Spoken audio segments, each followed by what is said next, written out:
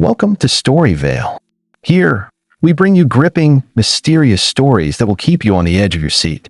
Secrets hiding in plain sight, shocking twists, and emotional moments. Every story will make you feel, gasp, and think long after it ends. Today's story is one of those, a story about a sister, a lost brother, and a truth no one expected. The gates of Raven Heights Academy were taller than any building Laura had ever seen. Black iron spikes caught the gray morning light, casting sharp shadows across the stone driveway. She stood there, heart pounding, clutching the small backpack that held her entire disguise. A cap pulled low, short hair tucked in, and baggy clothes hiding her figure. Laura, or Leo as she now had to be, took a deep breath. She thought of Liam, her twin, smiling the day he left for this school, full of hope. Her stomach twisted, remembering the last call he had made before he vanished. Since that day, her world had been hollow. Her parents were gone. Her job barely covered rent. And now she was risking everything to find him. The school looked intimidating from the outside. Polished windows, luxury cars lined the driveway, and students in perfectly pressed uniforms laughed as they walked past.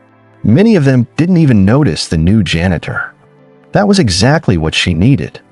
The principal's office was huge, the walls lined with plaques and trophies. Laura kept her eyes on the floor as she spoke with Mr. Holloway, the head janitor who handled staffing. "Yes, Leo?" he asked, scanning her papers. "You've got the job. Start today." She nodded silently, swallowing her nervousness. "Thank you, sir." Once the door closed behind her, Laura let out a small breath she hadn't realized she was holding. Every step into those halls felt like walking into a cage, but she had a plan.